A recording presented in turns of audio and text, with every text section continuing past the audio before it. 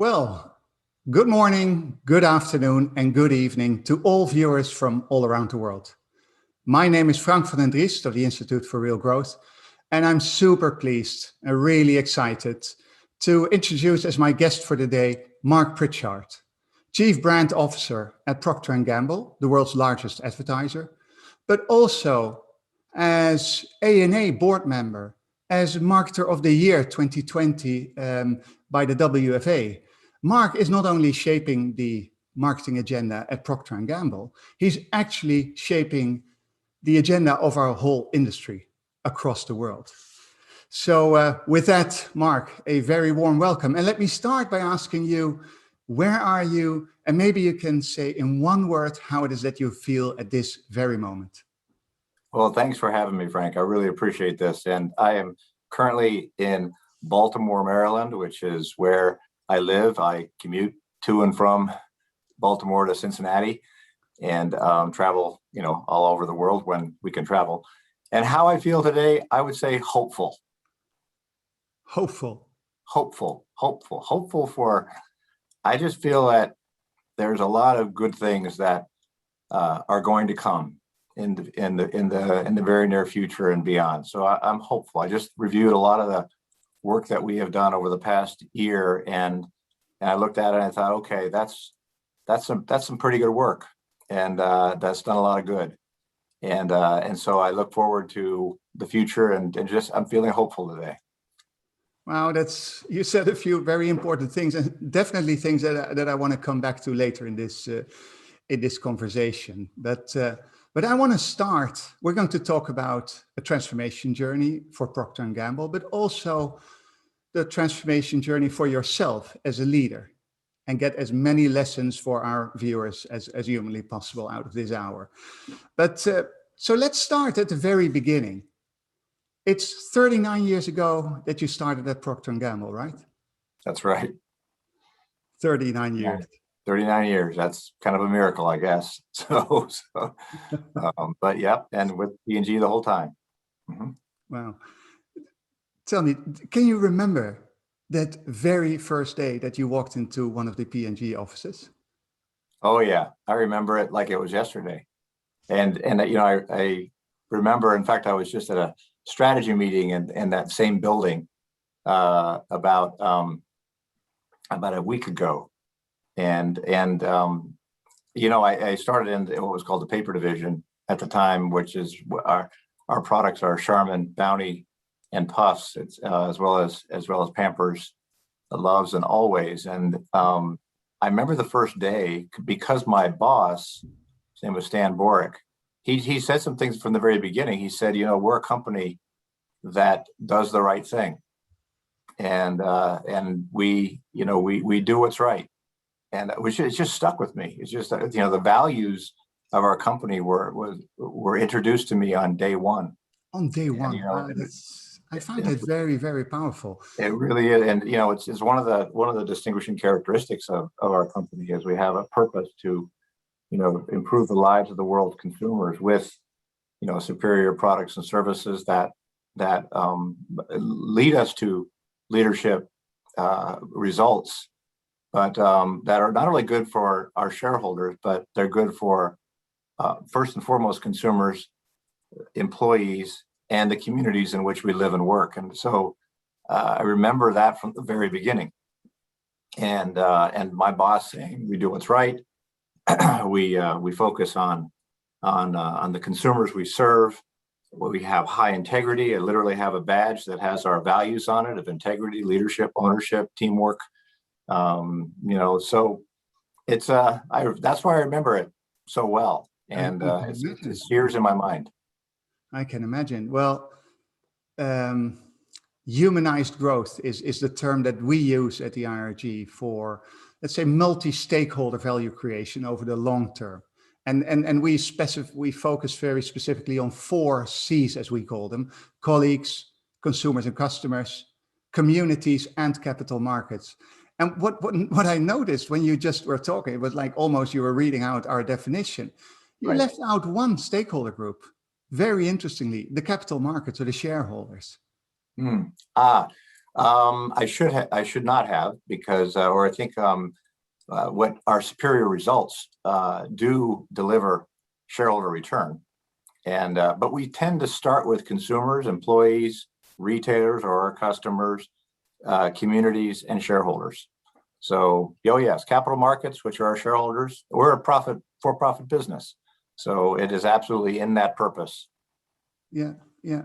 So I think many people say that they care about these things, and probably all do.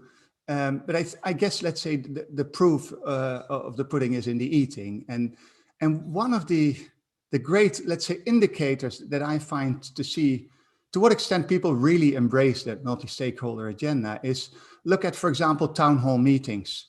Like, do you talk only about consumers, only about, I don't know, growth and profit, only about purposeful work, etc.? Can you tell a little bit about how you try to balance? Because obviously it must be a balancing act, right?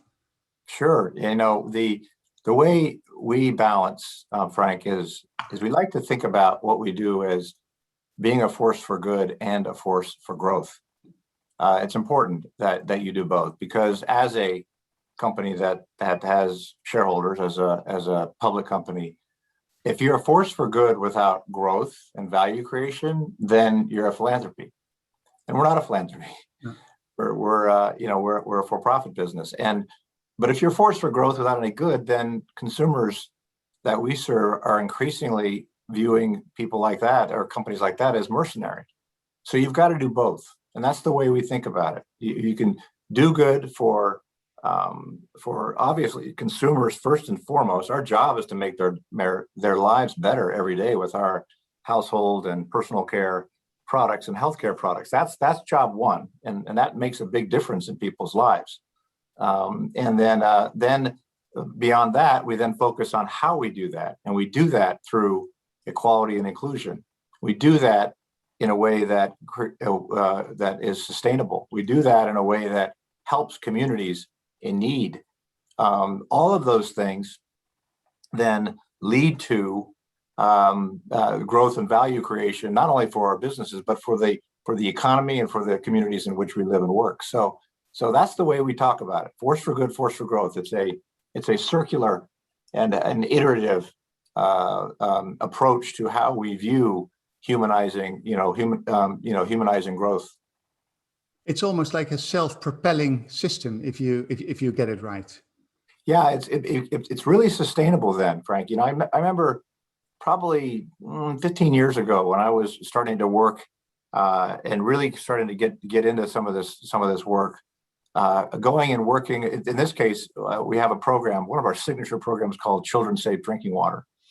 It is what we do is we go out. There's literally almost still 1 billion people, 880 million people who don't have water, don't have clean water. Many of whom are in places where they have to walk 6 miles a day to be able to get water, and often that water is so dirty it creates illness. So we have got these little packets that we have now donated, about 16 billion of these packets, that can literally take horribly dirty and infested water and clean it completely. And it literally saves lives. I remember talking to some of the NGO partners at the beginning, and I said, look, let's figure out how we might be able to, work with P&G and some of our brands. They're like, oh, no, we can't do that. So, well, what do you mean, why not? Well, we're a nonprofit. I said, okay. And we don't want to look like we're selling out and being too commercial. I said, well, that's one way to look at it. The other way to look at it is that if you work with a company like P&G and you work with our brands, what that can allow us to do is to be able to find a way to make it both a force for good and a force for growth, which will make it far more sustainable than the money that we could invest, that we could donate to you. We may donate $50,000, but we can help you get millions of dollars worth of awareness and contribution if we work together. And that's really the way we think about it internally and the way we think about it externally with our partners. Yeah. It's interesting. So there was this little intro film about our RG 100 program that's basically almost a CMO only community.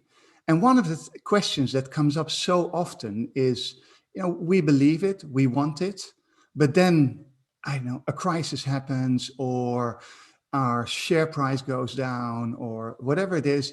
And then, everything goes out of the window and it's back to, we got to make a profit. How do you deal with that, those kind of very real pressures? It's such an important point in that, because that's right. If it is viewed as this effort, we call it citizenship, tend to call it citizenship, but humanizing real growth is the way to think about that. If that is viewed as a separate bolted on effort that you do in times of good, it will never last. Instead, what we focus on is building it into how we do business. So we do identify, as I mentioned, our core priority areas: equality and inclusion, environmental sustainability, community impact. And then the foundation of that is just ethics and corporate responsibility. But by building it into how we do business, then it becomes part of the business model. So sustainability, building in innovations that are superior performing innovations, product innovations that are also sustainable, will make that last. Tide and Ariel cold water are a great example. Most of the carbon emissions in use for laundry detergent come from heating the water for the washing machine.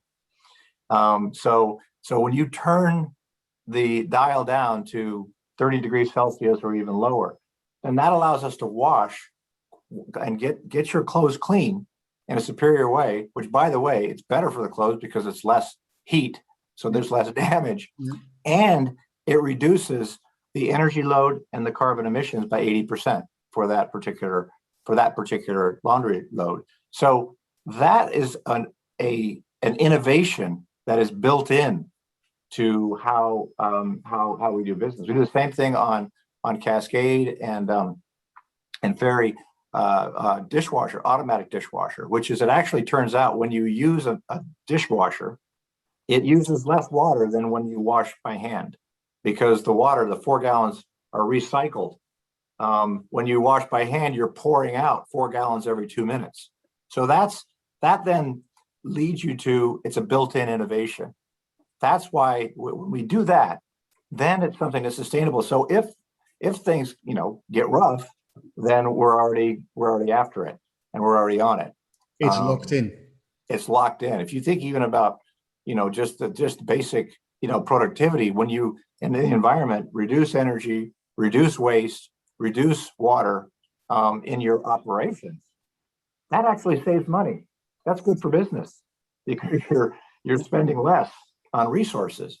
So the same thing on equality and inclusion. We build in equality and inclusion into our everyday advertising. As the world's largest advertiser, and off and on we go one to two, our voice in advertising makes a huge difference. So if you think about it, the images in advertising embed memories into people's minds. So how you portray people can create bias, particularly if it's stereotyped, objectified, diminished, or whatever the case may be. So our number one job is to make sure we have the accurate portrayal of every person in our advertising, regardless of gender, race, ethnicity, sexual orientation, gender identity, disability or ability, religion, body type, age. So accurate portrayal, because when you have the accurate portrayal, it actually helps eliminate bias, helps promote equality. And by the way, we have demonstrated when you do that, it actually builds the business. There's a See Her Gem study that was done, gender equality measure study, that showed when you have the accurate portrayal of women and girls, it actually increases trust by 10% and purchase intent by 20%. So therefore, it becomes part of how you do business. That's making the business case for it. I just want to go back a little bit to what you just said about let's say pushing a humanized growth agenda. Yep. Listen, you were 39 years ago, you were told on your very first day by your boss that you were, that this was a purposeful business. I can tell you many of the people in our program do not work in companies where on their first day, especially 39 years ago, they would have been told that. They would have been told, what is going to be the turnover and what's going to be the profit. So if you any advice for these leaders, these CMOs that work in a company that is really dominated by financial targets, mostly short term, What can you as a marketer do to push that agenda, to push that humanized growth agenda? Any advice from you? Key advice for me would be to start with the consumers you serve or whoever your constituents are. Start by understanding what they want. What's really interesting is today, 9 out of 10 consumers feel better about a brand if it supports a social or environmental cause. More than half of consumers now, and it's even higher than that, closer to 70+% among millennials and Gen Z. More than half, though, expect brands to take a stand, to make a difference, to do something for good for the environment or for equality.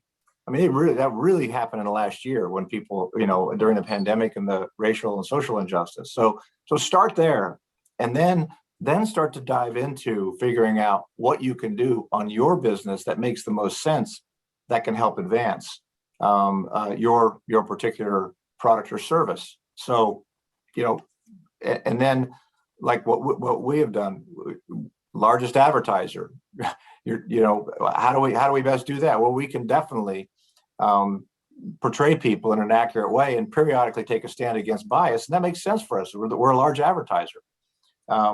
The environmental examples that I provided to you innovate in such a way that delivers that sustainability. But then you have to make the case for growth, as I was describing.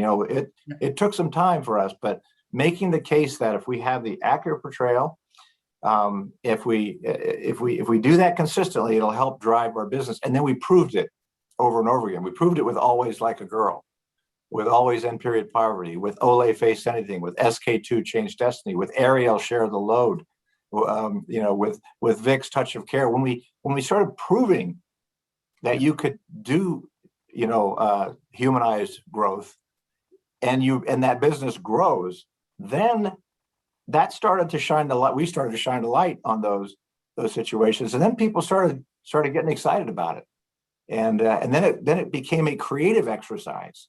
So you really have to go back to the fundamentals. What do your consumers want?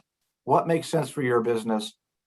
How do you do that in such a way that actually helps grow the brand or the service that you have, and then shine the light on it, and then eventually it starts to become part of the way you do business. Mark, that's my advice. Very clear advice. You make it sound so easy. It's not. It takes time. It really does. The other thing I would say, Frank, is it was 1989 when our president at the time, John Pepper, convinced our then CEO, John Smale, to write a diversity policy. And at the time, our company was largely white cisgender men, particularly in the management ranks. And John Pepper knew that it was going to take a generation to really make good progress on this, not just from a gender standpoint, but also from a race standpoint. Eventually, we added LGBTQ+. But he knew it was a generation because our company tends to recruit people straight out of university and then advances them. But so we did a lot of work inside to ensure that we had a foundation that reflected what we were going to say, what we said internally and what we eventually said externally. It wasn't until 2014 that we really went out with our voice.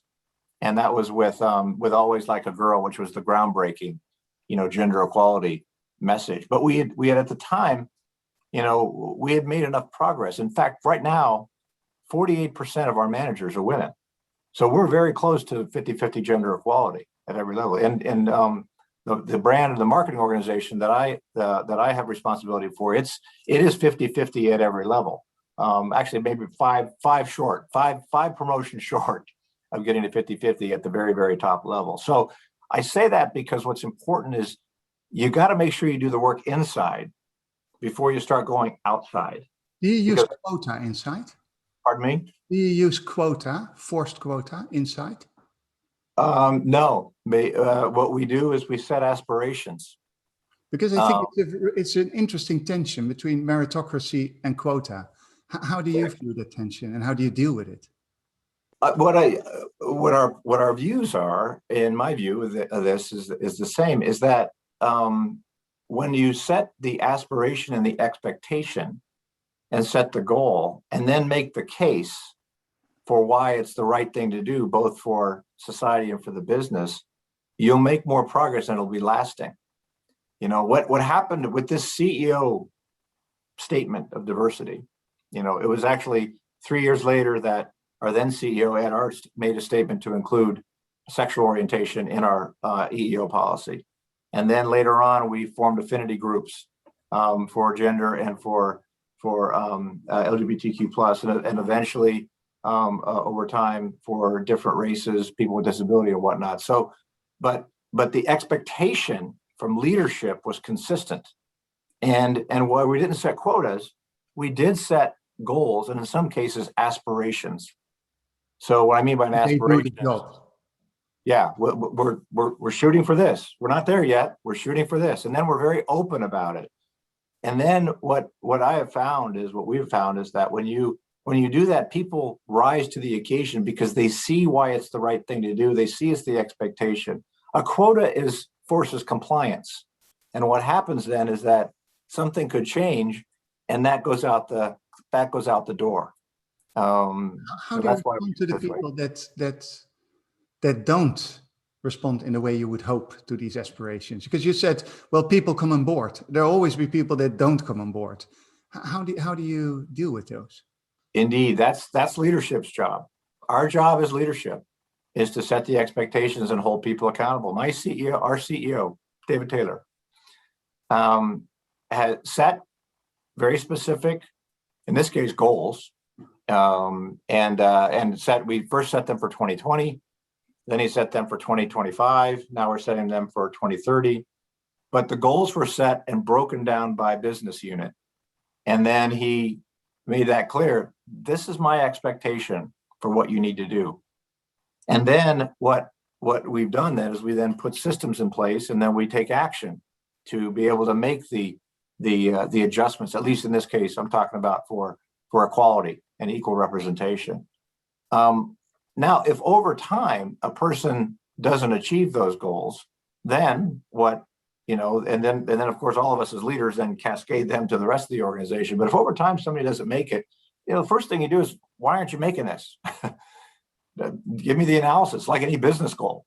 What's why is it happening? And then if over time you see that they're not interested in it and they're not demonstrating that the cause is their lack of leadership or lack of action, and they don't take remedial action, then they're held accountable for that. It either holds them back from a promotion, or there's consequences from compensation. There's other consequences. If it's really a problem, then they're removed. But by and large, we have found that doesn't happen, mostly because of what I told you about day one. Yeah. The people that come into our company are inculcated with those purpose, values, and principles from the very beginning, and it cascades. So by the time you're in a senior leadership position, you live and breathe those principles. So by and large, when there's an expectation, people deliver. There's one other tension that I find in this same space really interesting. You talk about, let's say, diversity, and we know that because more diverse perspective lead to better decision making. Don't need to convince a lot of people of that. On the other hand, you're carrying a badge, you said, with the values of the companies. Mm-hmm. So with these values being so dominant, isn't that at odds with diversity of perspective? Now, actually, on the contrary, I would say that these values, drive respect and drive respect for differences. And so, and there's also a set of principles around how we operate too. Can you give an example of how that's? What the principles around what we're shooting for is in terms of respecting individuals, but also respecting differences, and actually creating and developing a diverse and inclusive workforce that drives innovation.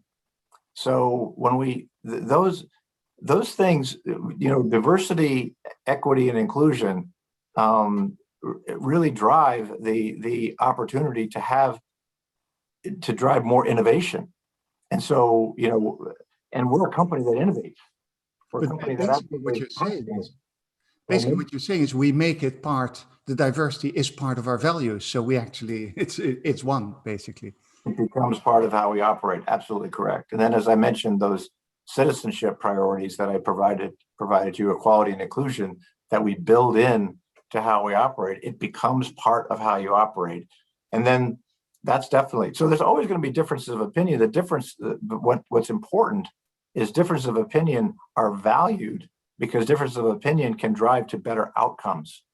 We often say, we did some training once around the better third way. It was actually Roger Martin, who is from the University of Toronto, who's been a consultant with us for probably 30 years. He gave us this thing about there's always two ways, and there's two options that people have, and people will gravitate toward this one, and it's either right or wrong. No, how about there's a third way? And often when we come at odds on something and we can't figure something out, we say, is there a better third way here? Could we consider just a different way we might be able to do this? And that's the definition of innovation. Clear, thanks.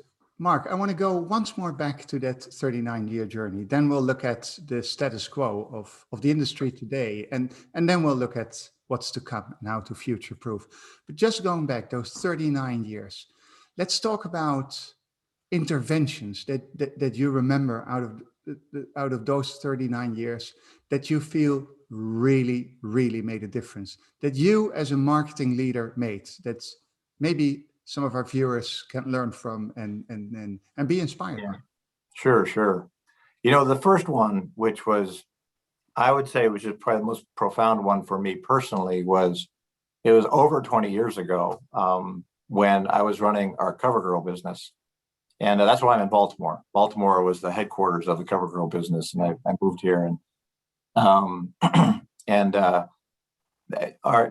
wife Betsy and I and our three daughters, who are all under the age of 10, were at a spiritual ranch in Colorado. You were there with your family? I was there with my family, and it was a full, spirit, all types of denominations, and so it was mostly about spirituality and whatnot. So we can do another conversation about that one. It would be super interesting in itself, but do go. Yeah. Well, and at this ranch, the head of this, at the very end of this, the spiritual leader of it, who was a minister, actually came up to me and said, I hope you know the good you can do, because you're in business, and business will someday be the greatest force for good in the future. It won't be governments, it won't be clergy, it won't be laws. It'll be business.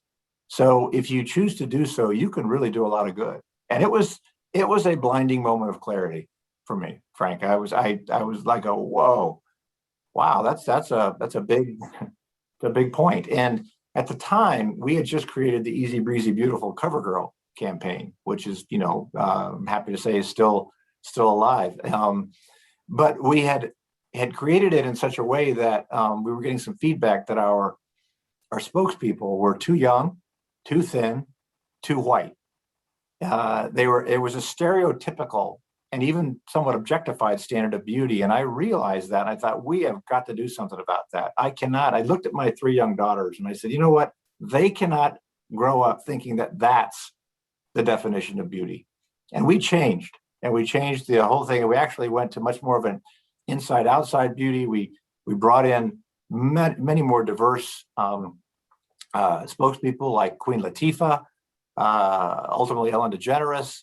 It was a transformation. And I realized that has a huge impact on how people see themselves. And then you fast forward to becoming CMO, when, the next moment was sitting in Cannes, watching another company take a bunch of awards home. And my team, the Always team, looked at me and said, you know what, we need to come back here. We need to be up there next year. And then the next year they brought Like a Girl. And it literally changed the meaning of the phrase, always like a girl. Like a girl was a negative phrase and it turned into a positive phrase as a result of that. Again, a profound impact. And that's when we declared, as the world's largest advertiser, we are going to use our voice as a force for good. Then we had, as I mentioned, Face Anything, Change Destiny, the Ariel Share the Load, which literally in India and other parts of the world got men to step up and do laundry, because laundry is not just for women. Laundry can be done by men. So these were moments. Then here in the United States, we did the talk, which shined a light on the talk that Black parents have with their children about the prejudice they'll face. Then the look, which shined a light on how Black men face deep racism on a daily basis. And then last year, the choice, which really, after George Floyd was killed, concentrated on getting the white community to step up. And these were moments that we look at as milestones of making a difference and being that force for good. I would also say, Frank, and then I'll stop, is the last year when the pandemic hit, the expectation of just companies stepping up was so big. We converted our disaster relief work. We typically, very quietly for the past 25 years, whenever there's a disaster, a hurricane, a tornado, a flood, an earthquake, we donate products to help people get back on their feet, very quietly. We converted all of that, not all of it, but much of it, to help people who had needs during the COVID pandemic. And it was tens of millions of dollars, very quietly, no headlines, just did it to help communities in need. So these are moments that I really look back on and think they were big moments. They made a difference, and I think they've helped the many people around the world and helped our company. And I guess energized you. I mean, these are the kind of things that get you up in the morning, right? Absolutely. Let's talk also, though, about the things that keep you awake at night. Maybe failures that happened and how to deal with it. Because, as I said, you always make it sound easy. I know from all the feedback in the leaders in our program, it is not easy, obviously. Right. How have you dealt with real strong setbacks caused by yourself or by others? Sure. The probably the most profound setback, or if it was where we took a lot of heat from Gillette, We Believe. Gillette, and it was, it was the right thing for Gillette to do. Gillette, has had a campaign called "The Best a Man Can Get" since the 80s, and it was very, very stereotypical. It was very masculine. In some cases, the work that they did objectified or even diminished women, not intentionally, but it did over time. And they decided we need to make sure. And I really encourage them to. You guys got to modernize. You got to get a better. Yeah. You got to wake up here. I mean, this is this was right after the Me Too movement occurred, and they came back with really an outstanding film called We Believe, because it basically is we believe in men, and we believe that men can be the best they can be, and we want to demonstrate that they can be role models, and that it's not enough to just not be a harasser. You have to step up and step in and do things. So they showed this, demonstrated this with a 90-second film. The problem is the front half set up the problem, and it set up the problem that said the Me Too movement, and it said toxic masculinity, and it actually showed some very bad behavior by men. That turned into a storm of great proportion. It was simultaneously the most liked video and the most disliked. Yeah. It actually sparked several groups to come out and object to it, and it created this amazing storm. And so we spent a lot of time dealing with that. It turned out 110 million people saw it. So probably the people who objected to it, and they were objecting to some of the words in particular, saying that we were depicting men in a negative way. That wasn't the intention, but that's the way it came across, and that's what they jumped on.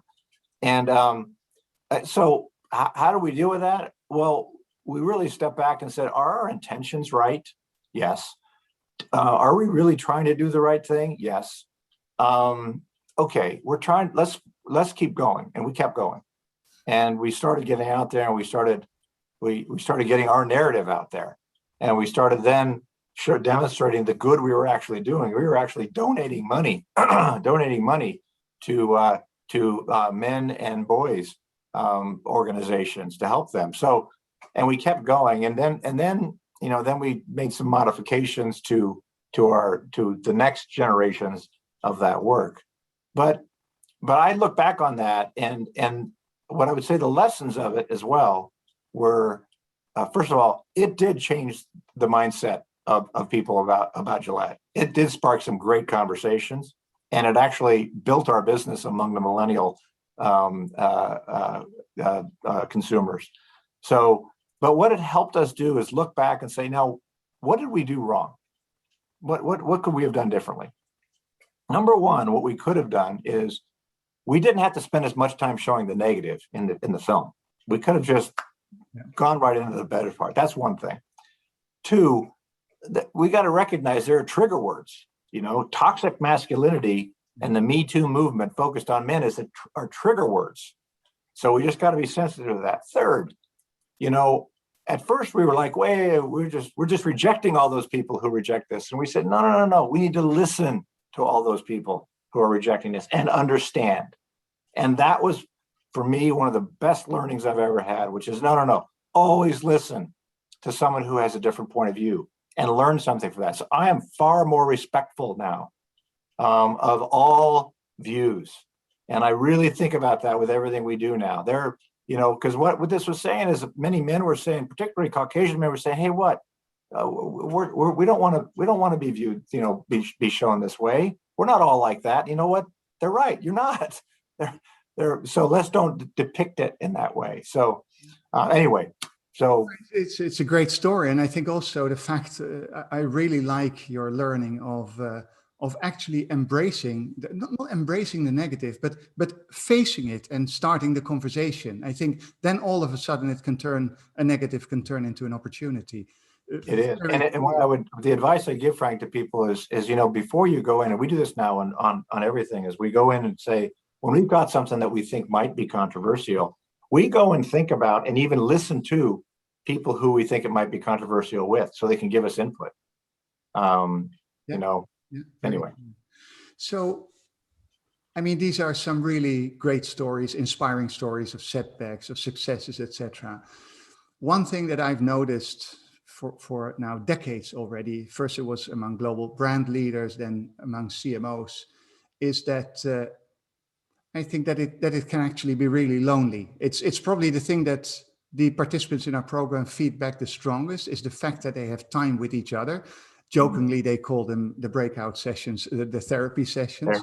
but it's very clear that it can be at times really, really lonely in those roles. Do you recognize that? Yeah, I think it's what happens, throughout your career as you move into increasing levels of responsibility. It becomes you become further and further removed can become further and further removed from other people, and people, it's called position power. You have power just by virtue of your position. Whether you really have any power or not doesn't matter. The position carries weight with it. And so, and recognizing that is important. I can remember when I first took this job, my predecessor was Jim Stengel, who's a remarkable leader and a fantastic CMO. And the person who I was working with was concerned that, how are you going to fill his shoes? And I said, well, okay, I'll do my best. But she said, it's going to be a tough act to follow. And I said, yeah, it is. But also recognize something that this position is what's important. The individual in it is important, of course, but you got to respect the position, and recognize that it's also fleeting. So I always try to never make it about me. Fleeting, yeah, you're only going to be in the job for a certain period of time, and so the key that I like to think about to help deal with this, because they say it can be lonely, is actually turn it the other way around, and actually make my job about being useful to other people. It's in service of the people in the organization. It's not about me. And when I have this conversation with some of our leaders in our company, that never make either the success or failure of anything, or the company in particular, about an individual, and certainly don't do that as a CMO. You're going to be in this position for a certain period of time. You're in the chair, and that matters. And with that in mind, recognize that you have an obligation to serve others, because they're the ones that do everything. I mean, really, that they're the ones that do the work. So I view this role as just an incredible privilege to be able to represent the work of the 5,000 brand builders around the company. And then our partners as well. So it's a way of, it's a coping. Now, it's also nice to get together with other CMOs and commiserate, because that's really important. But a coping mechanism, I would suggest, is flip it. Yeah. Flip it and focus on others. You never make it about you. No. And others will try to make it about you. Mm-hmm. And so, because it's just a natural, the way humans work. But if you can just try to never let that come, never read your own headlines, for example, and don't, and just focus on how you can help serve the people in your organization, you'll be able to deal with it more effectively. Yeah, great, thank you. So in this 39-year journey, and let's look at today now. There's been a lot of reinvention, transformation, and we're now at obviously a very, well, let's put it mildly, interesting moment in time. Isn't it like, if we think about how things are different now, isn't it time that we start innovation itself? Yeah, the way we like to think about it, Frank, is we call it constructive disruption. Yeah. There's so much disruption in the world, and you see it. You see it through digital continuing to grow, but then privacy starting to come in. You see linear TV declining, over-the-top streaming increasing, data analytics and technology coming, expectation of consumers, brand building and marketing merging with commerce, for e-commerce taking over. So massive disruption. And the best way to deal with that disruption is lead it, but lead it in a constructive way that creates growth and value. You can disrupt and destroy value, or you can disrupt and create value and try to build markets. And so that requires a level of innovation on everything we do. So, we focus on trying to reinvent brand building. We're trying to reinvent, and that means innovation. It's reinventing, it's innovating in media to ensure that we still want to get mass reach of a lot of people, but we want to do it with precision. And so that requires data, analytics, and technology. If you think about reinventing advertising, the way we're now, thinking about how content is going to be driving commerce, as one example. How we work with our agencies and innovation. We've tried to focus on product innovation to take all the advantages that we have of the knowledge of our 180 years of knowledge about our products, and operate more like a startup. And so we went out about 5 years ago and started to adopt lean startup and lean innovation capabilities. So we now have about 180 startups that are operating. So it's a different way of innovating that is allowing us to move on a much faster cycle than we did before, and iterate, and then fail and pivot and fail and pivot, and then eventually scale. So yeah, it's a totally different way of operating, and I think we're just scratching the surface, really. I mean, I think that the last year probably accelerated things by 5 years, and I think the next 5 years are just going to be exponential in the amount of change that's going to occur. So I won't ask you your age, but you've worked for 39 years at Procter. Figure it out. So you're not the youngest among the marketing peers. Yeah. How do you, I mean, even if you're young, how do you keep up with it? How do you innovate yourself as a person? And so I don't mean per se in the skills, just as a person. How do you need to evolve to stay future-proof? I adopted a mindset several years ago, because I'd been a CMO for a while, and I said, I got to keep fresh. Mm-hmm. And so the mindset was, I like pretended to fire myself every 18 months and then start over again. And the reason why I say that, and then I'd rehire myself, of course, or I'd pretend that I would get rehired. I don't want to be fired. But what that did, and why did I chose 18 months, because that's Moore's law, as you know, which is that computing power doubles every 18 months. Yeah. So given the exponential changes that occur, I thought, okay, it better be every 18 months. Nice. So, but by firing yourself, what I noticed is when you come in fresh to a job, you are not encumbered by the past. Yeah. You just look at where things are. You look at what's happened, you look at where things are, and you try to look at what's going. And so I said, that's a good mindset to have, because then I don't fall in love with whatever I worked on before. And I don't view that as being sacred. Yeah. It just instead said, okay, I'm going to look at where are we now and where do we need to go?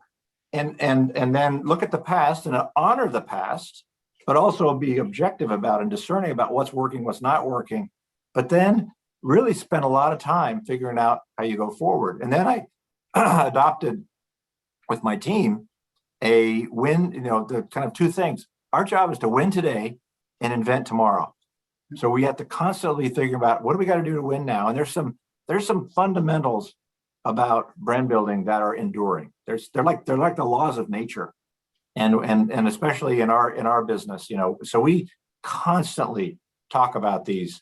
It's irresistible superiority in product package, communications, retail execution, and value. It's productivity to fuel growth.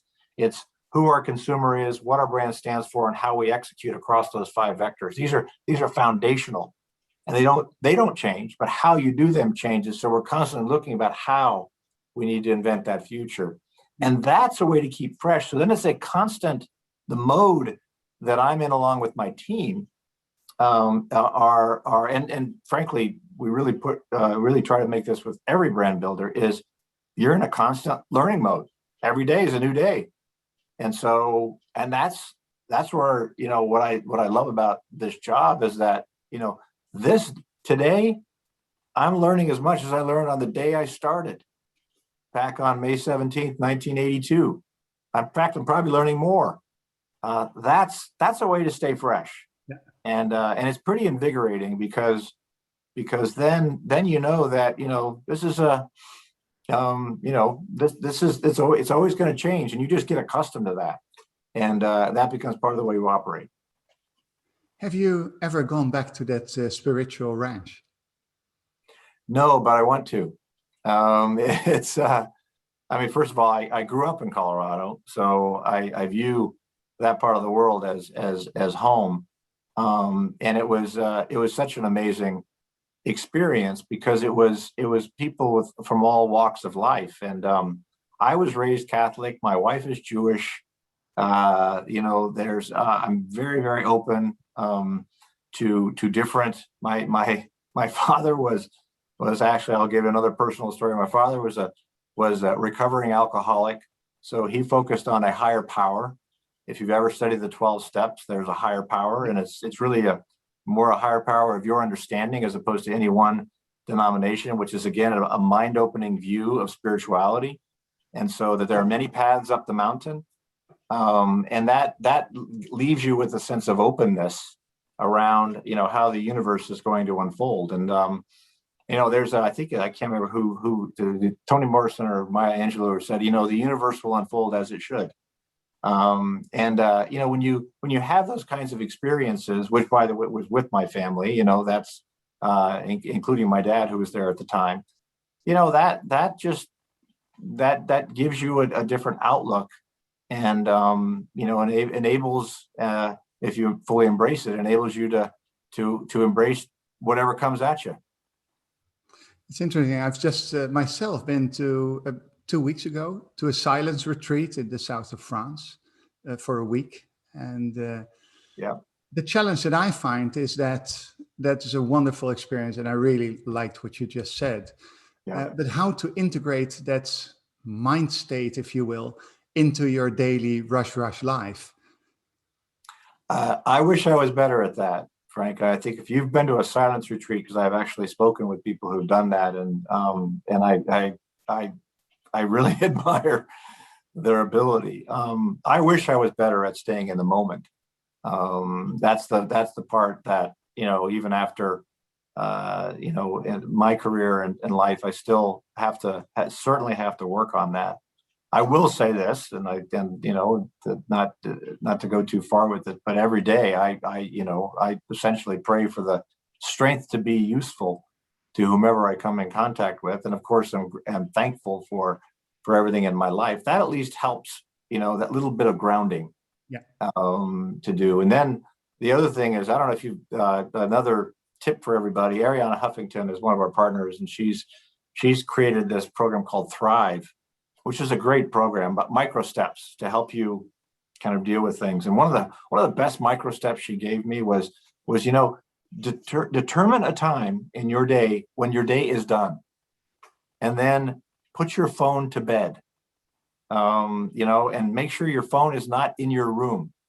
And she actually even has created a little bed for phones that you can put. But it was a really good point, because then, and I think this is particularly difficult during the pandemic, as you well know, because by working from home, many people said it wasn't working from home, it was living at work. And so the boundaries got blurred. And I found that personally very difficult to deal with. And but it's an important, kind of discipline of pick a time when you're done, because you need the recovery. You can't recover without having time done. Resilience is driven by recovery, and that's driven by setting boundaries. Is this something that's you probably don't take your you didn't go back yourself to the ranch, so you probably didn't take your team either.